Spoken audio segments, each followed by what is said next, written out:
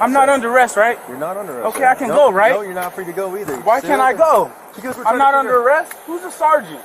Who's a sergeant around here?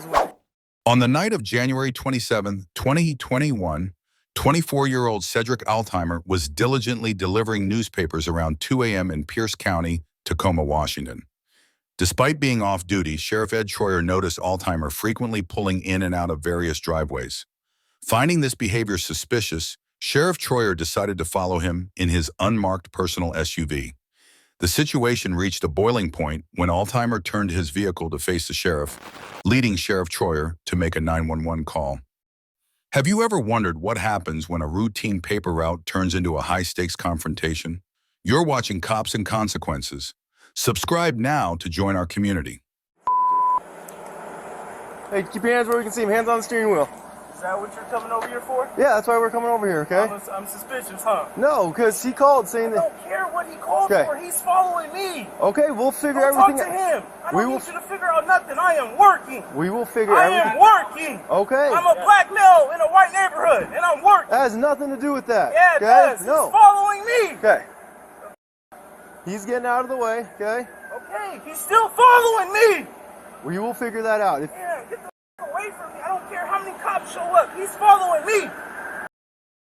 Okay, can I explain it? No, I don't need nothing to be explained to me. I'm being followed. Okay. He called the cops. Congratulations. Yes. I'm coming to and from a house. Ooh, he's committing a crime. He's black. No one's saying he's black. Okay. He's black. I'm going to explain. Oh, I'm going to explain I'm why doing my paper route. Okay, I understand that. I see all the papers in your car. Yeah, okay? Congratulations. He just called saying that someone threatened his life. That's why we're here, okay? Yeah, I threatened his life because I walked up to him and asked him why he's following me. You're not under arrest. Can you step out of the car? I don't need to be under arrest. I don't. Oh, come on.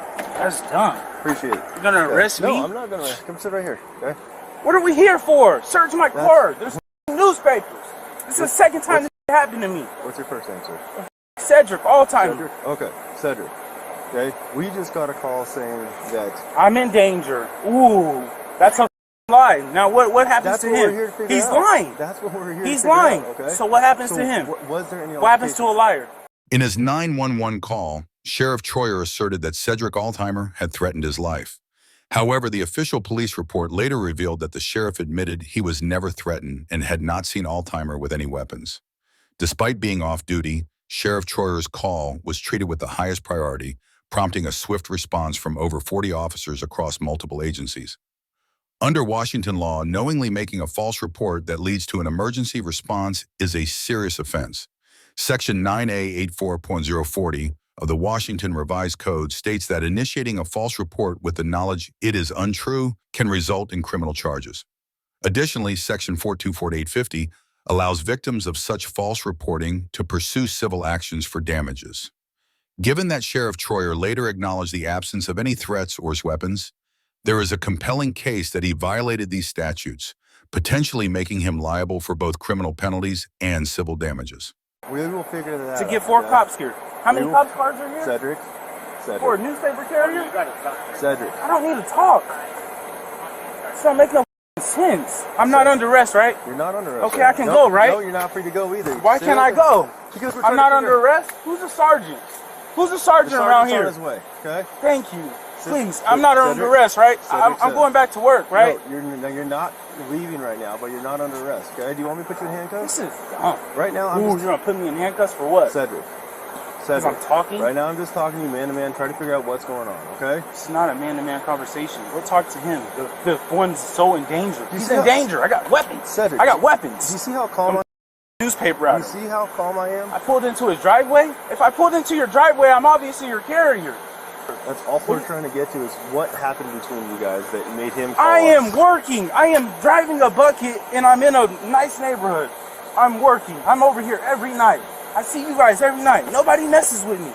But a car that sees a bucket in the neighborhood on the wrong side of the street, throwing a paper out the window, he's suspicious. Oh, he pulls up to another house. He's going to steal a Amazon package off that porch. Check my car. I got 15 Amazon packages in the trunk. You're not in handcuffs. You're not in trouble right now. I know I'm not in trouble. I am working. But until we figure everything out, and make sure everything's covered, okay, you do have to talk to us. You don't have to talk to us. It's a big investigation. You see them leave? Everybody needs to leave. You guys need to walk him home.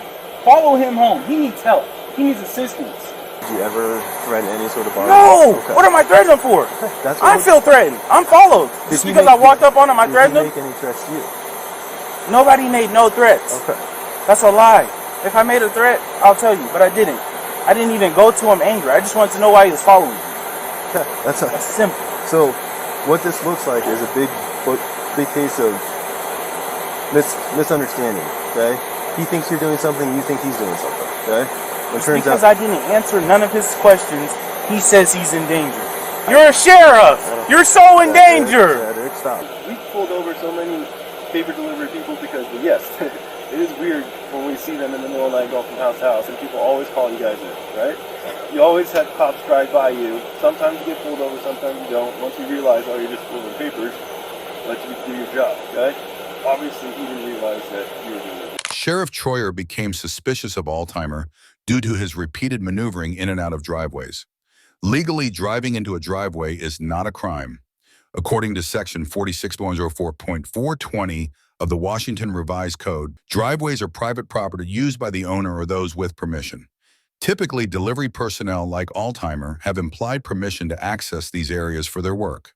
In previous cases, such as Florida versus Jardines, 2013, and State versus Ort, 2012, courts have determined that access routes like driveways are generally open to the public unless there is clear evidence to the contrary. Even if the driveways were private, Altheimer had the homeowner's permission through their newspaper subscriptions to use these paths.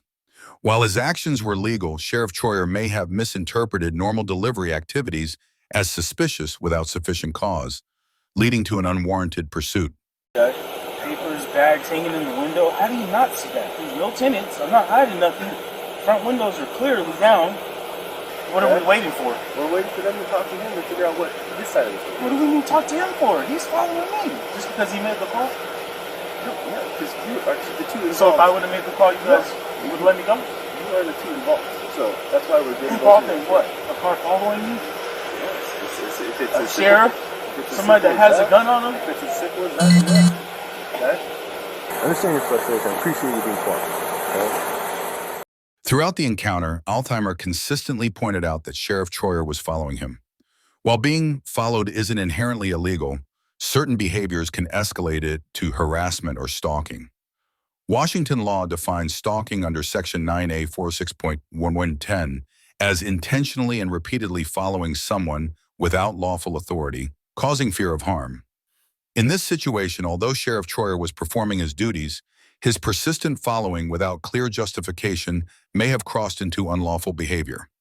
If his actions were intended to intimidate or harass Altheimer, they could constitute both stalking and assault under Washington law, especially given that Sheriff Troyer was off duty during the incident. Did he tell you to stay here, or did you just stay here because you I stay here because he's just following me. Yeah. I'm going to my houses. I don't want him knowing where all my houses are. So he just wait for me one night. So when did you figure out who he was? Did you tell him? I recognized him. He's been on TV. Yes, he is. As soon as I walked up to him, I was like, yeah, you're a cop. But I know where he lives because I'm over here every night. After their confrontation, Sheriff Troyer eventually let Altheimer continue his paper route.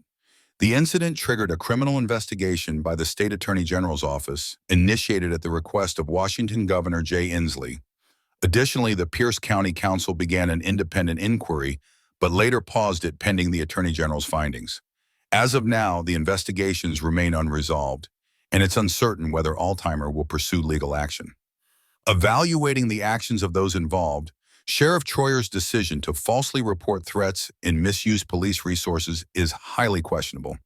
Conversely, the Tacoma Police Department officers demonstrated professionalism by handling the situation calmly and respectfully, ultimately resolving the encounter peacefully.